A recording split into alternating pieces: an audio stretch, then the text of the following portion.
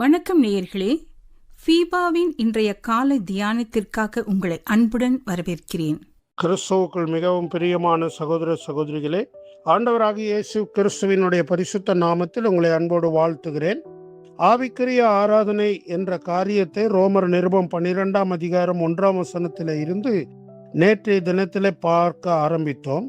அந்த ரோமர் நிருபத்தினுடைய முதல் 11 அதிகாரங்களின் அடிப்படையில் தான் இந்த 12வது அதிகாரத்தில் அப்போஸ்தலனாகிய பவுல் இந்த போதனையை தொடர்ச்சியாய் கொண்டு வருகிறார் என்று பார்த்தோம்.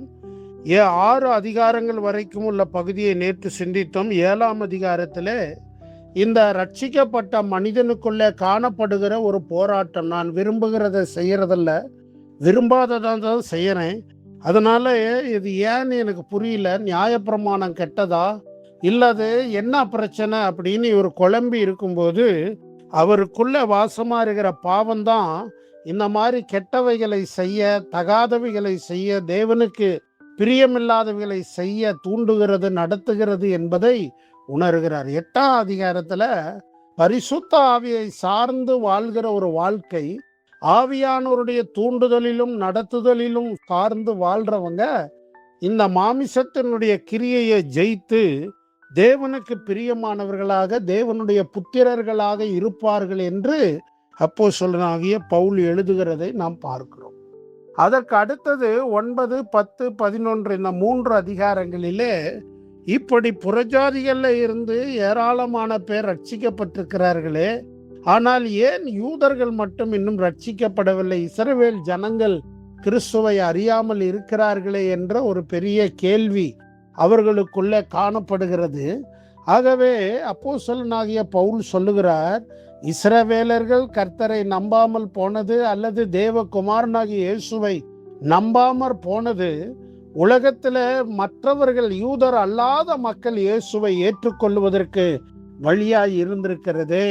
இஸ்ரவேல் ஜனங்கள் சுபாவத்தின்படி ஒலிவ மர கன்றுகள், ஆனால் புறஜாதிகள் அல்லது வேற்று என யூதர் அல்லாத கிறிஸ்தவர்களோ சுபாவத்தின்படி அல்லாத காற்று ஒலிவ மரத்தின் கிளைகள் என்று பவுல் விளக்குகிறார். அது சொல்லிட்டு அந்த சுபாவத்தின்படியா இருக்கிற ஒலிவ மரத்துல கொண்டாந்து வேற மக்களை, வேற்றின அல்லது உலகம் எங்கிலும் இருக்கிற யூதர் அல்லாத மக்களை கடவுள் இந்த சுபாவத்தின்படி இருக்கிற அந்த ஒலிவ மரத்துல சுபாவத்தின்படி இல்லாத காட்டொலிவ மரத்தை கொண்டாந்து இணைச்சிருக்கிறாருன்னு ஒரு அருமையான உவமையை சொல்லிவிட்டு, யூதர்கள் ரட்சிக்கப்படாததே இந்த உலகத்தில் உள்ள யூதர் அல்லாத மக்களுக்கு ஆசீர்வாதமா இருந்தா, அவர்கள் ரட்சிக்கப்படும் போது இன்னும் எவ்வளவு ஆசீர்வாதம் இந்த பூமிக்கு வரும்னு சொல்லி இந்த 3 அதிகாரங்கள்ல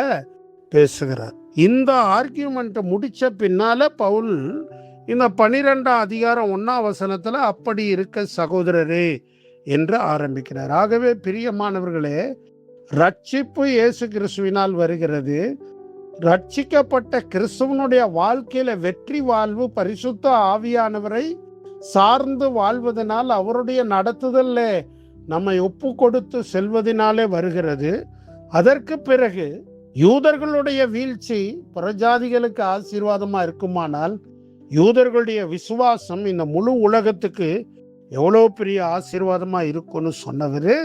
அப்படி இருக்க சகோதரரே, இதெல்லாம் இப்படி இருக்கிறதுனால நீங்கள் உங்கள் சரீரங்களை என்று சொல்லுகிறார். பாருங்க, அப்போஸ்தலனாகிய பவுல் இங்க சரீரத்தை குறித்து பேசுகிறார். பொதுவா கிரேக்க தத்துவ ஞானத்துல சரீரம் என்பது ஒரு தீங்கான ஒண்ணு, அது ஒன்றும் நம்ம பெருசுப்படுத்த வேணாம், அது மண்ணுக்கு போறது, அது மண்ணுக்கு போறது தீமைய இருந்தா பரவாயில்ல, பாவம் செஞ்சா தப்பு இல்லை, ஆனா மனச அளவுல கடவுளை நினைக்கணும், கடவுள் மேல நம்பிக்கையா இருக்கணும் அப்படிங்கிற ஒரு போதனை உலாவி வந்த அந்த நாட்களிலே அப்போஸ்தலனாகிய பவுல் மிக தெளிவா சொல்றாரு, உங்கள் சரீரங்களை பரிசுத்தமும் தேவனுக்கு பிரியமுமான ஜீவ பலியாக ஒப்பு கொடுக்க வேண்டும் என்று தேவனுடைய இரக்கங்களை முன்னிட்டு உங்களை வேண்டிக் கொள்கிறேன். உங்கள் உடல்களை நீங்க என்னவா ஒப்பு கொடுங்க, ஜீவ பலியாக ஒப்பு கொடுங்க. ஜீவ பலின்னா என்னங்க? பழைய ஏற்பாட்டு காலத்துல பலி செலுத்தும் போது புறா குஞ்சுகளையோ அல்லது ஆடுகளையோ அல்லது இளங்கன்றுகளையோ கொண்டு வந்து பலி செலுத்தும் போது அதை வெட்டி அதனுடைய கழுத்துல அந்த இரத்தத்தை எடுத்து அந்த இரத்தத்தை தெளித்து இப்படி பரிசுத்தமாகுதலுக்கு கொடுத்துட்டு அந்த மிருகமானது அல்லது அந்த பறவையானது கொல்லப்படும். ஆனா இங்க பவுல் என்ன சொல்றாரு? அப்படி அல்ல, நாம் ஜீவ பலியாக நம்மை ஒப்பு கொடுக்க வேண்டும். உடம்புல ஜீவன் இருக்கும், ஆனா பலியாக இருக்கணும். அதை தான் அப்போஸ்தலனாகிய பவுல் இங்கே சொல்லுகிறார். அதை குறித்து மேலும் நாம் தொடர்ச்சியாக பார்ப்போம். தேவன் தாமே உங்க எல்லாரையும் அளவில்லாமல் ஆசீர்வதிப்பாராக. ஆமென். இன்றைய காலை தியானத்தில் பங்கேற்றமைக்காக நன்றி. உங்களது கருத்துக்களை பகிர்ந்து கொள்ளவோ மேலும் விவரங்கள் அறிந்து கொள்ளவோ 9458505042 என்ற எண்ணிற்கோ அல்லது info@fibaonline.org தொடர்பு கொள்ளவும்.